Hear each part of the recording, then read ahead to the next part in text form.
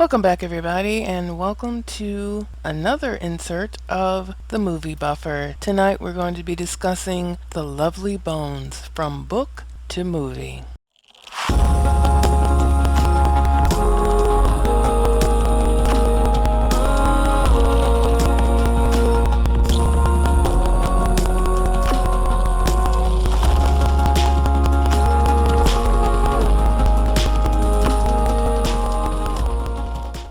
The Lovely Bones is a 2009 supernatural thriller drama directed by Peter Jackson from a screenplay he co-wrote with Fran Walsh and Philippa Boyens. It is based on Alice Sebold's 2002 novel of the same name. It stars Saoirse Ronan, Mark Wahlberg, Rachel Weisz, Susan Sarandon, Stanley Tucci, and Michael Imperioli.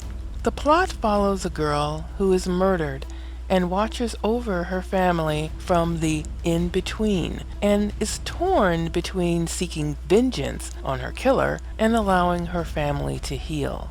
In 1973, a 14-year-old high school freshman named Susie Salmon, like the fish, dreams of becoming a photographer. One day, Ray, a boy she has a crush on, asks her out. As Susie walks home through a cornfield, she runs into her neighbor, George Harvey, who coaxes her into an underground kids' hideout, quote-unquote, that he has built. Inside, Susie grows uncomfortable and attempts to leave. Harvey grabs her, and the scene fades until she is seen rushing past her alarmed classmate, Ruth Connors, seemingly fleeing Harvey's den. But what Ruth actually sees is undeniably the ghost of Susie. The novel. Alice Sebold said that the idea of this book came to her when she would see pictures of girls who were missing, and she always wondered what happened to them and how they died. She wondered also how the family left behind dealt with the most tragic event. It is also the other side of a serial killer. We see so many movies about serial killers, from Ted Bundy to Jeffrey Dahmer to Wayne Williams, the man now serving life in prison for killing many black boys and young black men in Atlanta, Georgia. So we get the stories, but what about the family? What about the victims? What is their story? Sebold also states, I was motivated to write about violence because I believe it's not unusual. I see it as a part of life, and I think we get in trouble when we separate people who experienced it from those who haven't. Though it's a horrible experience, it's not as if violence hasn't affected many of us. When I first heard about this book, it was after my novel, Wanted, was published. I was telling a colleague about the plot of my work, and they said, "Oh, that kind of reminds me of the novel The Lovely Bones. Have you read it?" I said that I had never heard of it. Ignoring my novel, she informed me that it had been made into a movie and I should check it out. But to read the book first, she warned. Well, I checked out the movie first, and I loved it, except for one glaring part, but I'll get to that later. Years had passed, and I finally did read the actual novel. I was dumbfounded at how much I loved it. The movie does not do it justice, which most movies do not. Oh, and for the record, my novel Wanted is not like The Lovely Bones at all. My novel just so happens to have a young girl who dies violently in it and is somewhat of a ghost in the storyline. But all of my stories have a ghost in them, and a few demons as well. This book, The Lovely Bones, differs from the movie in many ways. The most obvious one is that the realization that Susie was declared dead by the police pretty quickly. They found body parts and things she was carrying that day, which inexplicably determined that she was murdered. They just never found out who did it. This line follows in the movie as well. Yet, the most compelling part of the movie is that it is narrated by a ghost. Person who is already dead and gives you so-called insight on what happens after death. They try to do this in the movie, but the book is much more specific. If you have ever read the novel called What Dreams May Come by Richard Matheson, which a movie was made of the same name starring the late Robin Williams. What Dreams May Come is written in the voice of the dead and is a blueprint of what happens after death. It's a very fascinating book. Check it out. Better than the movie, or should I say, different than the movie. The book will give you more insight to what the movies was trying to express, albeit beautifully.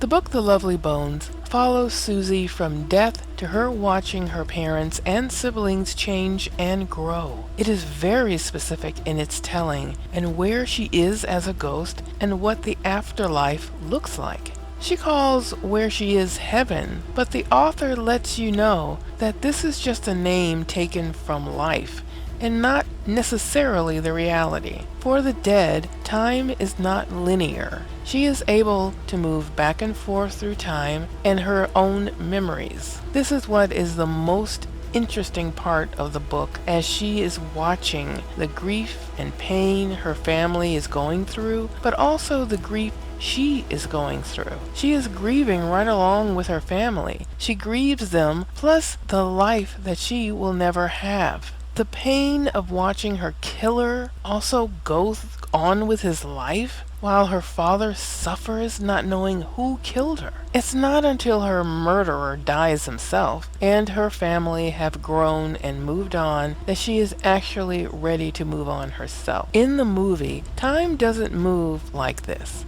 and it seems that it takes place over just a few years, when in actuality it happens in decades in the actual novel. My review.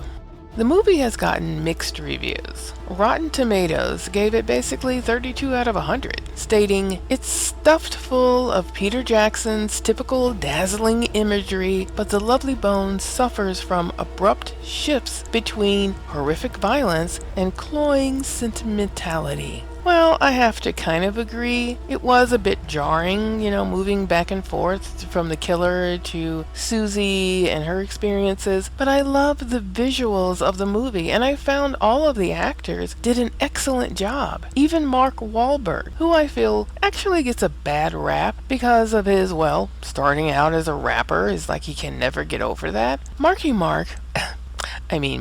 did a wonderful job portraying the grieving father, and I have seen him in many other movies, and he is actually a good actor. Sorry, but he is. The movie followed the book as far as they could, because a movie is not a book, and it would take forever to go through the immense detail outlined in the novel.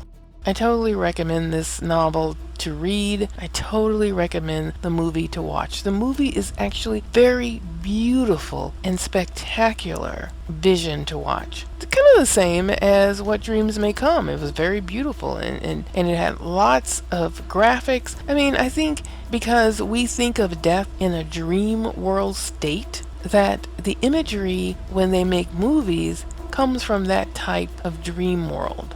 But I really do feel personally that death and the afterlife is not really that dreamy. It's just like right now, what we're going through right now. Just simple. So for you, what do you think happens after death? What do you think we go through? Where do you think the spirit actually goes? Or if there's a spirit at all? Do you follow the religious standards, or have you experienced more?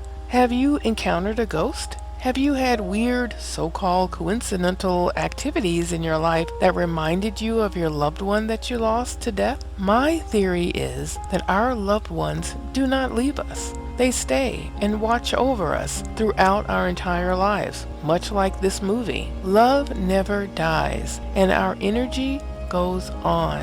I have died twice, physically.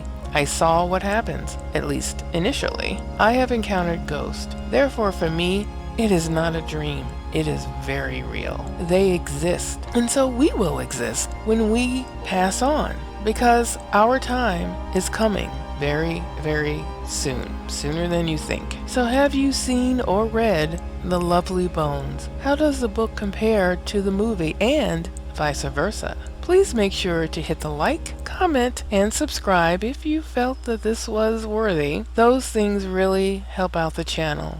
I look forward to the dialogue in the comments. And as always, peace, two fingers.